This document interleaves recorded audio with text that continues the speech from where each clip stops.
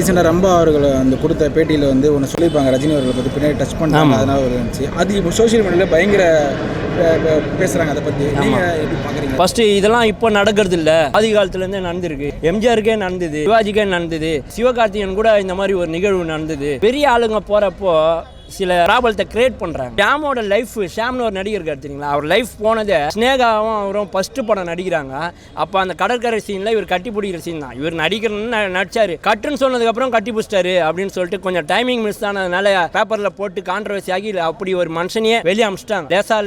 லேசாகவே அவர் உள்ள அவரை வச்சு செஞ்சு அவர் லைஃபே ஸ்பாயில் ஆயிடுச்சு. அந்த மாதிரி ஒவ்வொருத்தரை கிரியேட் பண்ணாங்க. தனுஷ் சாருக்கும் ஏகப்பட்டது சொல்லியிருக்கிறாங்க. அமலாபாலுக்கு ஃபஸ்ட்டு வந்து அமலாபால் இப்படி பண்ணார், சில பேர் இப்படி பண்ணுறாங்க அப்படி பண்ணுறாங்க. கட்சியில் பார்த்தா அமலாபாலே இப்போ குழந்தை பிறக்க போகுது. நிறைய பேர் இந்த கான்ட்ரவர்சியான விஷயங்களை சொல்லி ஒரு பெரிய நடிகர்களை அவதூறு பேசி அமுச்சு விட்றாது வழக்கமாக இருந்தது. இன்னைக்கு ரம்பா மேடம் கொடுத்த பேட்டியில் பார்த்தீங்கன்னா, அப்போல்லாம் ரம்பா மேடம் ஹாய் சார் எப்படி சார் இருக்கீங்க ஓ அப்படி பேசுவாங்க. குழந்தைத்தனமாக தான் பேசுவாங்க. குழந்தைத்தனமாக பேசுறதுனால அவர் வந்து அவங்க பொண்ணுன்ற மாதிரி தட்டி தான் போயிருக்காரு லைட்டாக. அதை தான் அவர் பேசியிருக்காரு. அதை எடுத்துட்டு இப்போ ஒரு வாரம் படம் இல்லை, அதனால இதை வச்சு ஓட்டிடலாம். விஜய் சார், ரஜினி சார், சில பேர்லாம் இருக்காங்க, இவங்க பேரை சொன்னாலே எப்படியும் ஒரு 1 lakh அடிக்கும். அது வேணால பண்ணுறாங்க.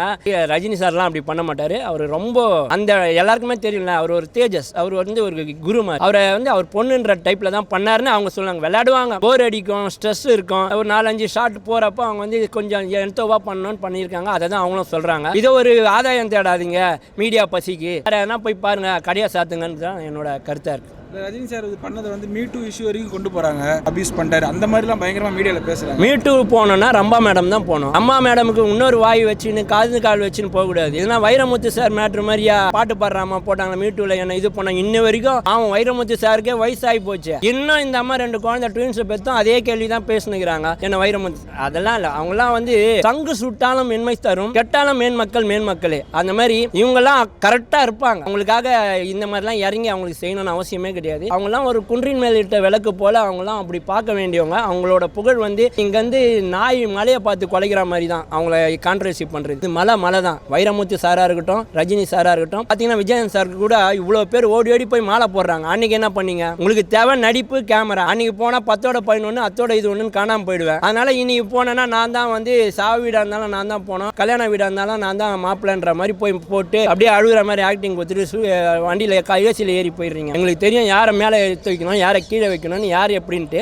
மீடியா பசிக்கு ரஜினி சாரை யூஸ் பண்ணிக்காதீங்கன்ற. ரஜினி சாரை வந்து ரொம்ப சும்மா விளையாட்டாக தான் பேசியிருப்பாங்க. அந்த இன்டர்வியூல பார்க்கும்போது சும்மா கேஷுவலா சொன்னாங்க. ஆமா, இது ஏன் இவ்வளோ பெருசாக மாத்துறாங்க? யாரா எப்படி மாத்துறாங்க? இல்லை யாரா இருக்குன்னு நீங்கள் நினைக்கிறீங்க? இல்லை, இப்போ எல்லாருக்குமே ஒரு சட்டன் ரசிகர்கள் இருக்காங்க. இந்த ரசிகர்கள் என்ன பண்றானுங்க, காக்கா கதை கழுகு கதையில இருந்து இன்னும் மீளாமையே இருக்கிறானுங்க. போய் குடும்பத்தை பாருங்கடா, அதை பாருங்கடானா இப்போ இந்த கழுகை என்ன பண்றது அப்படின்னு இந்த காக்காங்கெல்லாம் கூட்டம் சேர்ந்து கழுகு என் குட்டியை தூக்கி அப்படின்ற பிரச்சனைகள்ல இதை வந்து கான்ட்ரவர்சி ஆக்கி அதுக்குன்னு ஐடி இங்கே ஒர்க் பண்ணி அதுக்குன்னு ஒர்க் பண்ண ஆரம்பிச்சிடுறாங்க. வேணா அரசியல் பண்ணாதீங்க, பாவம் அவர் அரசியலுக்கு வரலன்னு சொல்லிட்டாரு, வேற வேலையை பாருங்கன்னு சொல்றேன்.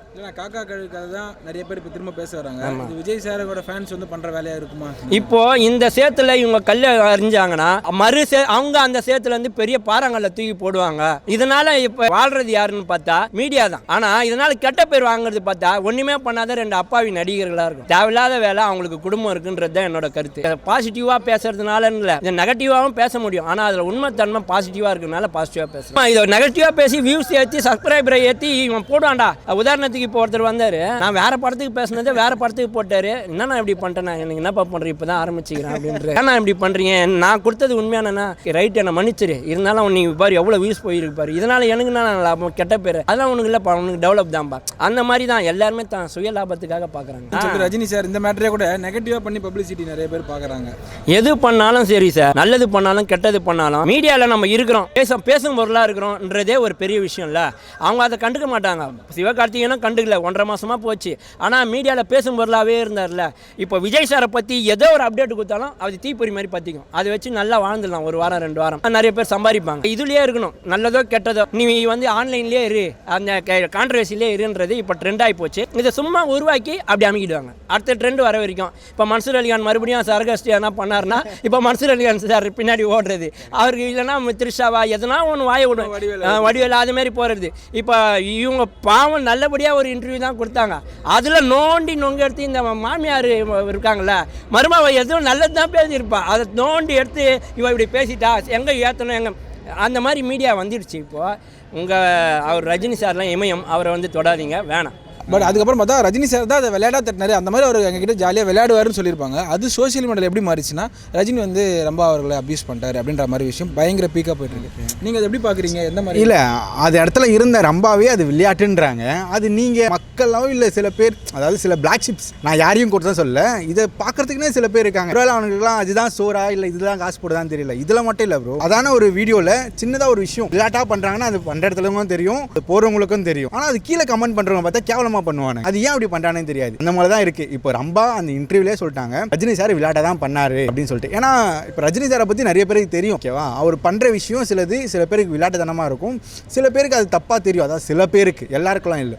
அவர் பிடிச்சவங்களுக்கும் சரி பிடிக்காதவங்களுக்கும் சரி அவர் எப்பவுமே நல்லவராக தான் இருக்காரு. அது என்னன்னா சில பேரால மாற்றப்படுது. எனக்கு தெரிஞ்சு இது சில சதி நடக்குது உள்ள, ரொம்ப தப்பாக போகுது. இதுதான் ஏன்னா இது வந்து வன்மை இருக்கிறவங்க மட்டும் தான் கொட்டிட்டு இருக்காங்க. ஏன்னா ரஜினியை பிடிக்காதுன்றதுனால தான் அப்படி பண்றாங்க. இது மற்ற நடிகர் ஃபேன்ஸ் பண்ணல, ரஜினியை பிடிக்காதுன்னு சில பேர் இருப்பாங்க, அதனால தான் பண்ணுறாங்க. ரஜினியை பிடிக்காதுன்னு சில பேர் பண்ணுறாங்கன்னு சொல்லும் போது திரும்ப அந்த காக்கா கழுகு அதெல்லாம் ஹேஷ்டேக்கில் கொண்டு வந்து எடுத்துகிட்டு வந்து உள்ள இது பண்ணுறாங்க. என்னன்னா ஒருவேளை விஜய் சார் ஃபேன்ஸ் கூட பண்ணலாமா? இல்லை விஜய் சார் ஃபேன்ஸ் அவ்வளோ கேவலமாலாம் பண்ண மாட்டாங்க. அவங்க வந்து எப்பவுமே சொல்லிட்டு போயிட்டாங்க, அவர் பதவியிலே இருக்கட்டும், நாங்கள் எங்கள் பதவியிலே இருக்கோம், நாங்கள் காக்காவே கூட இருந்திருக்கோம், எங்களுக்கு பிரச்சனை அவங்க சொல்லிட்டு போயிட்டாங்க. ஆனால் அவர் அந்த கதையை மீன் பண்ணி சொல்லலை. அது அப்படியே சில பிளாக் ஷீப்பால திரும்பி அது தப்பாப்படுது. இவங்க வந்து சின்னதாக ஒரு விஷயம் விளையாட்டா சொன்னாலும் அது எடுத்துக்கிறவங்க ஆப்போசிட்ல ஒரு வேலை இவங்க அப்போ நீங்களே அவங்கள நினச்சிக்கும் போது அது தப்பா போகுது. இல்லை, ரஜினி சார் வந்து அது விளையாட்டா சொல்லியிருக்கு. ஆனால் அவர் உள்ளுக்குள்ள என்ன சொன்னார் நமக்கு தெரியாது. நம்ம ஒன்னே ஒரு மனசாட்சி இல்லைல்ல. இப்போ அதே மாதிரி தான் அந்த ரம்பா விஷயத்துலையும் அந்த இடத்துல நம்ம பார்க்கல. அந்த இடத்துல நீங்கள் கண்ணால் பார்த்து தான் உண்மை. அதே மாதிரி கண்ணாலையும் பார்க்கணும், காதாலையும் கேட்கணும், தீர விசாரிச்சு தான் எல்லாத்தையும் முடிவு பண்ணணும். அதுதான் உண்மையும் கூட. அது நீ பண்ணாம ஒருத்தவங்க சொல்றதே நீ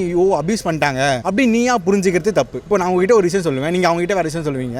அவன் வந்து நாலாவது ஆள்கிட்ட போய் சொல்ல வேற மாதிரி கன்வே ஆகும். இதான் இப்போதைக்கு இந்த நடக்குது. அது வந்து சில இப்போ ரம்பா அவர்கள் வந்து மீடியாவில் ஒரு விஷயம் நீ நம்மளே பார்த்துருப்பீங்க, நீங்கள் சொல்கிற மாதிரி விளையாட்டாக சொல்லியிருப்பாங்க. அப்போ மீடியாவில் என்ன தான் பேசுறது, எதை விளையாட்டாக சொல்லணும், அதை பேஸ் பண்ணி ஒரு நெகட்டிவாக ஒரு வியூஸ் கொண்டு வர பார்க்குறாங்க. அதுதான் ப்ரோ. இப்போ நம்ம மீடியாவில் ஒரு விஷயம் பேசினாலே, ஏன் இப்போ நான் பேசுறதுல கூட கீழே சில பேர் கமெண்ட் பண்ணலாம், எப்படி வேணாலும் பண்ணலாம், அது நமக்கு தெரியாது. நம்ம தோன்றதை நம்ம வெளிப்படையாக சொல்கிறதுக்கே பயமாக இருக்குது இப்போலாம். இப்போ வர விஷயங்கள் வந்து நம்ம ஒரு விஷயம் இது கண்ணால் பார்த்துட்டோம், இது நடந்திருக்கு, விளையாட்டாக நடந்திருக்கு, நமக்கே தெரியும், அங்கே நடந்தவங்களுக்கும் தெரியும். ஆனால் அது சொன்னால் அது சில பேருக்கு தப்பாக தெரியுது. ஏன் அப்படி தப்பாக பார்க்குறீங்க? ஒருவேளை உங்கள் நோக்கம் ஃபுல்லாக அது தப்பாக நோக்கி தான் இருக்கா? அந்த தப்பான விஷயத்தை நோக்கி இருந்தால் தான் அந்த தப்பாக பேசுகிறாங்களோ என்னமோ தெரியல. நம்ம ஒரு விஷயம் பேசுறதுக்கே இப்போ பயமாக இருக்குது. ஆனால் எதுவுமே நம்ம வெளிக்கொண்டு வர முடியல. அதனால தான் நிறைய உண்மைகள் மறைக்கப்படுது, சில போலியான விஷயங்கள் வாழுது. இதுதான் உண்மை ப்ரோ. இப்போ மீடியாவில் வந்து இந்த விஷயத்தை வந்து ஒரு 10ஓட 11 ஒரு இன்டர்வியூவாக விடாமல் இதை வச்சு ஒரு நெகட்டிவாக வியூஸ் கொண்டு வராங்க பார்த்தீங்களா? இப்போ ஒரு பாசிட்டிவாக இருந்ததுன்னா வியூஸ் வராது, வச்சு காசு சம்பாதிக்கிறாங்க. ஒருவேளை ஒருத்தவங்க குடும்பத்தை கெத்து தான் காசு சம்பாதிக்கணும்னு இல்லை, ஓகேவா? நிறைய இடத்துல அது மாதிரி பண்ணியிருக்காங்க. சில